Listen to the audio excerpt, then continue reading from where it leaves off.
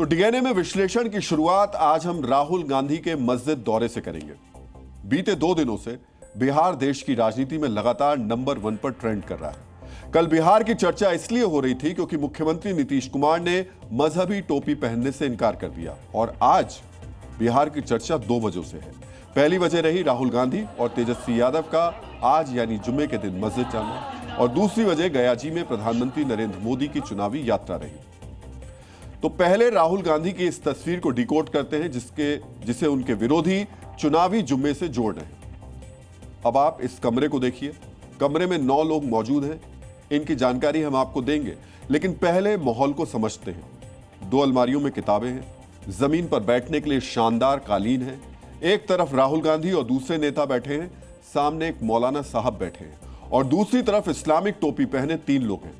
यहां हम आपको बताना चाहेंगे, राहुल गांधी जहां बैठे हैं वो जगह बिहार में मुसलमानों की सबसे बड़ी धार्मिक संस्था खानकाह रहमानी है।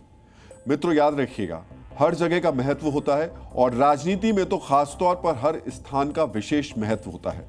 कहां जाना है, कहां दिखना है, ये सब राजनीति में बहुत मायने रखते हैं। राहुल की इन तस्वीरों के जरिए हम सब इस मतलब को भी समझने की कोशिश करेंगे, लेकिन पहले आपका परिचय इस फोटो में मौजूद लोगों से करा देते हैं। इस तस्वीर में बीच में बैठे हैं खानकाह रहमानी के प्रमुख मौलाना अहमद वली फैजल। मौलाना साहब के दाईं तरफ सफेद टोपी लगाए राहुल गांधी बैठे हैं। वैसे ये टोपी वैसी टोपी नहीं है जिससे नीतीश कुमार ने कल दूरी बना ली थी। तेजस्वी यादव, सीपीआई एमएल के प्रमुख दीपांकर भट्टाचार्य और वीआईपी के मुखिया मुकेश सहनी भी राहुल के साथ पहुंचे थे। यानी बिहार में विपक्षी गठबंधन के दिग्गज नेता मुलाकात वाली इस तस्वीर में मौजूद हैं। मित्रों, जैसा कि हमने आपको पहले बताया, हर स्थान का महत्व होता है। राहुल गांधी और बिहार के इस महत्व को समझने के लिए खानकाह रहमानी के इतिहास की भी छोटी सी जानकारी आपके साथ शेयर करना जरूरी है। खानकाह रहमानी की स्थापना 1901 में मौलाना मोहम्मद अली मुंगेरी ने की थी। संस्था का उद्देश्य सामाजिक सुधार था। स्वतंत्रता संग्राम के दौरान खानकाह ने अपनी तरह से स्वतंत्रता सेनानियों की मदद की। महात्मा गांधी, जवाहरलाल नेहरू, अब्दुल कलाम आजाद और डॉक्टर राजेंद्र प्रसाद जैसे स्वतंत्रता सेनानी यहां आए और रुके। खानकाह ने all India Muslim personal law board की स्थापना में भी महत्वपूर्ण भूमिका निभाई। आज ये संस्था इस्लामिक शिक्षा के साथ ही कंप्यूटर साइंस, इंजीनियरिंग, बीएड जैसे कोर्स भी कराती है। सुपर 30 की तर्ज पर यह संस्था रहमानी 30 प्रोग्राम भी चलाती है। खानकाह रहमानी को धर्म और शिक्षा का बड़ा केंद्र माना जाता है। बिहार के मुसलमानों में इस संस्था का मजबूत असर है। यहां हम आपको इतिहास के पन्नों से एक तस्वीर भी दिखाना चाहेंगे। आज राहुल गांधी जिस खानकाह रहमानी में पहुंचे थे, वहीं 1985 में राजीव गांधी भी पहुंचे थे। यानी 40 साल बाद इतिहास ने फिर खुद को दोहराया है। यहां हम आपको याद दिलाना चाहेंगे कि बिहार में करीब 18% मुस्लिम आबादी है और विधानसभा की 45 सीटों पर मुस्लिम वोट निर्णायक है। यहां हम आपको बिहार में मुस्लिम वोटिंग पैटर्न से जुड़ा एक आंकड़ा भी शेयर करना चाहते हैं। 2024 लोकसभा चुनाव में जेडीयू गठबंधन को 12% और इंडिया गठबंधन को 87% मुस्लिम वोट मिला था।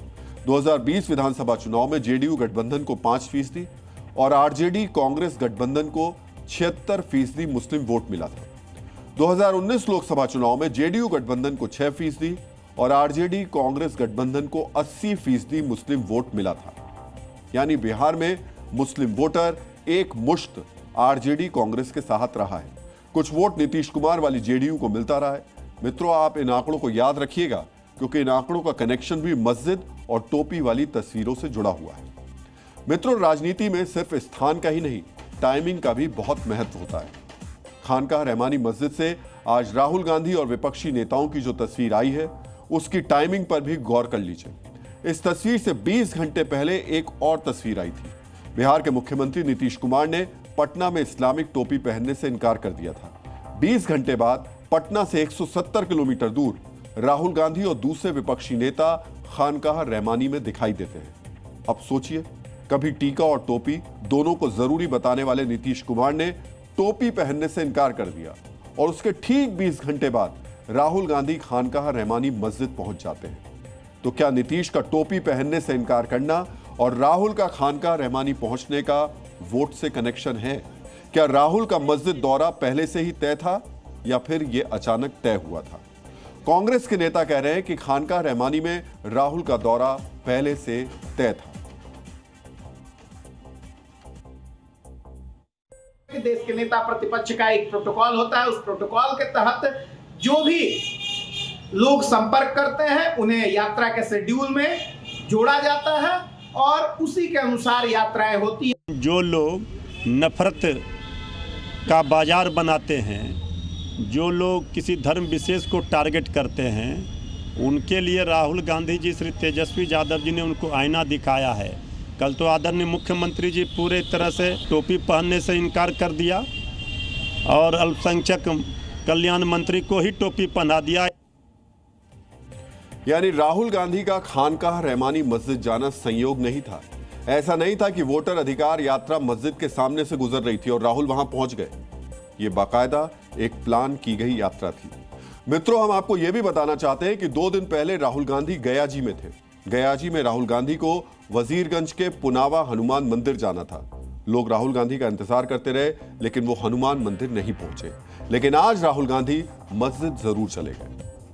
मित्रों, राहुल गांधी को आज मुंगेर के ही घोघरट में बाबा साहेब की प्रतिमा का अनावरण भी करना था। इसके लिए पूरी तैयारी कर ली गई थी। प्रतिमा और शिलापट को सजाया गया था, लेकिन राहुल गांधी नहीं आए। इससे लोग नाराज हो गए, हंगामा हुआ। हालांकि यहां पप्पू यादव सुग्रीव की भूमिका में दिखे। उन्होंने नाराज लोगों को समझाया और बाबा साहेब की प्रतिमा का अनावरण किया। इसे लेकर भी राहुल गांधी पर सवाल उठे।